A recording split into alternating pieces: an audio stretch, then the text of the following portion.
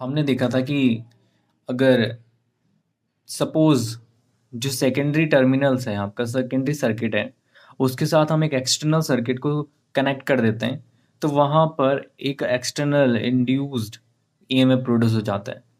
और जो net induce EMF होता है वो प्राइमरी सर्किट और सेकेंडरी सर्किट दोनों का इक्वल और अपोजिट होता है वो, ठीक है, उनमें जो इंड्यूस ईएमएफ प्रोड्यूस होता है। तो प्राइमरी करंट सर्किट्स में जो करंट होती है, टोटल करंट्स, एक source current plus induce current produce हुई हो I S plus I one, और सेकेंडरी में होगी आई टू। और कैसे होगी? इक्वल और अपोजिट। इक्वल और अपोजिट का मीनिंग क्या है कि ये जो करंट यहाँ पे प्रोड्यूस होगी वो कितने होगी? 180 डिग्री फेज होगा, आउट ऑफ फेज होगी। So as the induce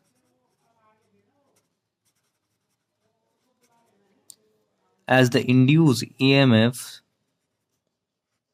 due to I1 and I2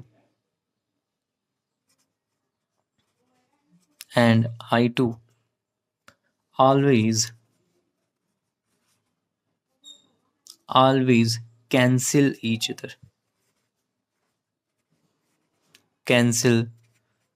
other. Okay, and the two terminals alternating current should be two alternating current, two alternating.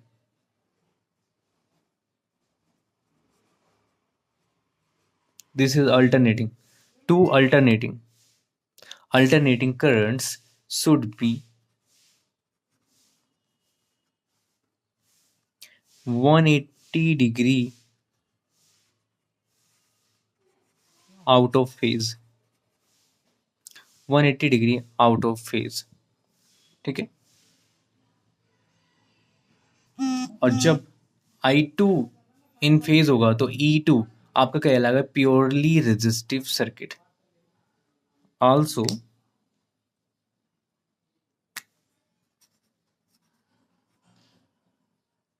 I2 is in phase with E2 purely resistive circuit. Purely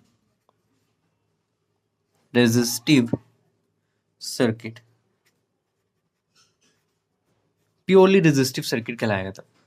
और E1 क्या होगा? Out of phase with E2, and E1 is 180 degree out of phase, 180 degree out of phase with E2, ठीक है। आप कर देते क्या? तो power delivered by the AC source equal होगा power consumed by the resistance in the secondary circuit. और जो ये कंज्यूम्ड होगी पावर, उसको हम क्या लिख सकते हैं? Power P1 equal to P2, और पावर इक्वल टू होता है E1 I1 और E2 I2। और इक्वेशन नंबर जो हमने पहले फाइंड करी थी सेकेंडरी सर्किट का EMF, तो हमारे पास आया था -N2/N1 E1। ये वैल्यू E2 की यहाँ पे पुट कर दो तो हमारे पास आ जाएगा I2 equal to -N1/N2 I1। और इसमें जो माइनस साइन क्या इंडिकेट कर रहा है कि I2 is 180 degree out of phase with I1। तो हमने सेकेंडरी सर्किट के लिए करंट भी फाइंड कर ली, और EMF के टर्म्स में तो हम पहले फाइंड कर चुके हैं। क्लियर है? तो हमेशा जो भी करंट इंड्यूस होगी या EMF इंड्यूस होगा वो हमारे पास 180 डिग्री आउट ऑफ फेज होगा ट्रांसफार्मर में, ठीक है। Now there are two types of transformer. Type 1 is step up,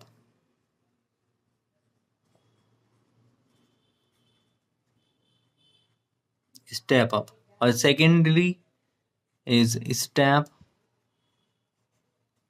down. Step up और स्टेप डाउन ट्रांसफार्मर, क्लियर है? तो हमने क्या कहा, अगर आपका क्या होगा N2, this is N2 secondary coefficient number of turns, अगर ज्यादा हो number of turns N2 N1 से, तो वो कहलाएगा स्टेप अप। और अगर number of turns N2 is less than N1, जैसे ये वाला है, ये स्टेप डाउन ट्रांसफार्मर है, ठीक है। तो ये ट्रांसफार्मर नंबर ऑफ टर्न्स यहाँ इनके बेसिस पे हम बात करेंगे, ये होता है N2 और ये होता है N। तो N2 is greater then N1, तो हमारे पास क्या होगा, स्टेप अप। तो स्टेप अप ट्रांसफार्मर किसे कहेंगे, कि जिसमें number of turns in secondary coil is greater than number of turns in primary coil. N2 greater than होगा N1, और E2 is larger magnitude than the primary EMF, उसे बोलेंगे step up transformer. हाँ ना बोलो। करंट के case में क्या होगा, करंट के केस में होगा कि आपका जो सेकेंडरी करंट है वो लेस देन होगा प्राइमरी करंट, है ना, क्योंकि N2 I2 upon I1 equal to N1 upon N2। Coil का जो करंट होगा वो लेस देन होगा प्राइमरी करंट से, इसलिए जो प्राइमरी कोयल होती है वो कैसे बनाई जाती है, so from a thick wire, because क्यों, वो हाई करंट सस्टेन कर सके। नेक्स्ट अब हम बात करते हैं step down, step down transformer.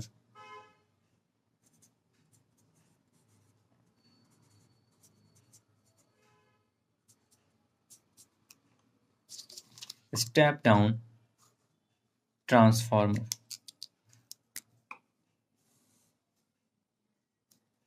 अब स्टेप डाउन में क्या होगा, if N2 is less than N1, step down transformer, अगर क्या होगा N2 is less than N1, तो EMF क्या होगा, सेकेंडरी सर्किट का स्मॉलर होगा प्राइमरी, और इस टाइप के ट्रांसफार्मर को कहेंगे हम step down transformer.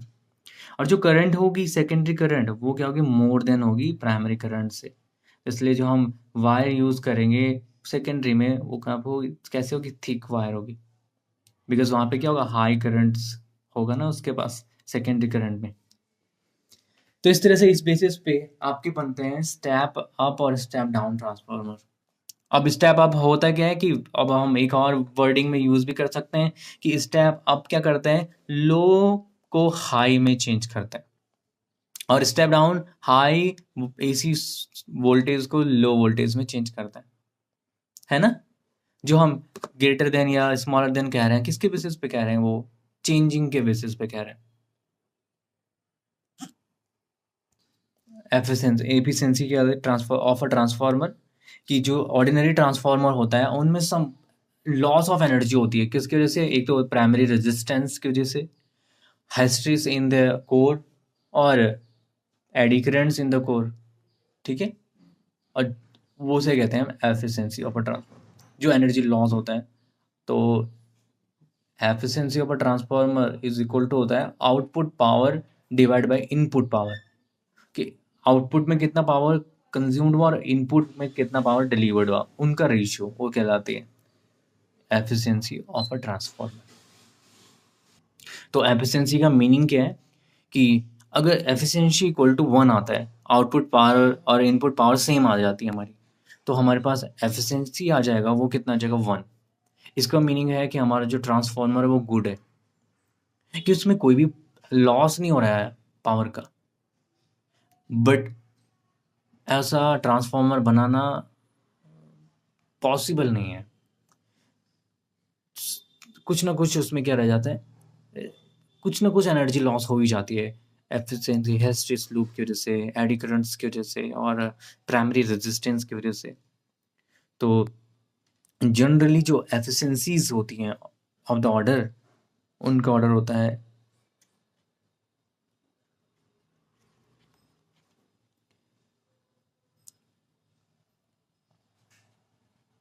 efficiencies of the order of 99% can be easily achieved.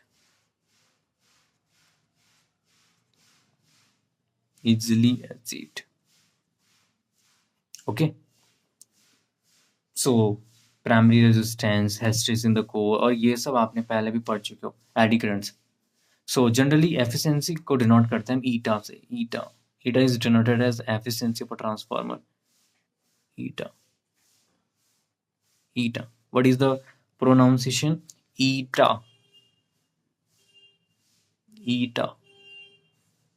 Eta is a Greek word. ठीक है, it is a Greek word और it is denoted as a efficiency of a transformer, और efficiency of a transformer is equal to output power upon input power. Okay, हाँ ना बोलो। Generally जो हम transmission of power का use करते हैं वो करते हैं ट्रांसमिशन ऑफ पावर में ट्रांसफार्मर का यूज़ करते हैं। और हमने कहा कि किस तरह से कि जो हमारे पास स्टेप्ड अप और स्टेप अप डाउन ट्रांसफार्मर्स होते हैं उनका हम यूज़ करते हैं किसमें? इलेक्ट्रिसिटी जनरेशन प्लांट्स में। किस तरह से? अगर हम स्टेप अप ट्रांसफार्मर का यूज़ कब करेंगे कि जो प्लांट्स होते हैं वो जनरली हमारे घरों से, एक्चुअल एरिया से क्या होते हैं, काफ़ी ज़्यादा फार होते हैं। तो इसलिए ऐसे सेवरल हंड्रेड्स किलोमीटर्स तक हमें अगर क्या करना है, पावर्स को ट्रांसमिट करना है। सो इसमें काफ़ी ज़्यादा क्या होता है हमारा, क्योंकि वायर्स लॉस होता है पावर का, बिकॉज वायर्स का भी अपना एक रेजिस्टेंस होता है। और कितनी पावर डिसिपेट करते हैं वो? H=I²RT। सो इट मीन्स अगर जो पावर सप्लाई कर रहे हैं, अगर फिक्स्ड पावर डिपेंडिंग की कैपेसिटी होती है हर एक सप्लाई, प्लांट सप्लाई की। सो अगर हमारे पास क्या है, हमें हाई वोल्टेज की कैपेसिटी प्रोवाइड करवा रहे हैं, क्योंकि अगर किसी प्लांट की तो अपनी कैपेसिटी है ना, फिक्स्ड कैपेसिटी है कि वो कितना वोल्ट जनरेट करता होगा या किलो वोल्ट जनरेट करता होगा कोई भी डैम इलेक्ट्रिसिटी को। पर लेकिन अगर बीच में अगर ये स्टेप अप ट्रांसफार्मर लगा दिया हमने तो वो क्या करेगा? हाई वोल्टेज जनरेट कर देगा, और हाई वोल्टेज जनरेट करेगा तो करंट को क्या कर देगा? लेस कर देगा। अगर करंट लेस होगी तो हमें ज़्यादा डिस्टेंस तक, ज़्यादा 100 किलोमीटर्स तक भेजने में हमारा जो लॉस होगा पावर का वो कम हो जाएगा। और जनरली फिर हमारा जो स्टेप अप होता है ट्रांसफार्मर 66 किलो वोल्ट तक वोल्टेज को ट्रांसमिट कर सकता है। और फिर जैसे हमें अपने होम टाउन्स में किसी एरिया में चाहिए जितनी इलेक्ट्रिसिटी, तो वहाँ पर फिर हमें तो जनरली 220 वोल्ट चाहिए, तो वहाँ पे हम लगा देंगे स्टेप डाउन ट्रांसफार्मर, और आगे फिर वो क्या कर देगा? उस वोल्टेज को, एसी वोल्टेज को, हाई एसी वोल्टेज को लो एसी वोल्टेज में चेंज कर लेगा। तो ये this is a very important application of transformer in transmission of power. इसी के साथ ही चैप्टर का हो जाता है यहाँ पे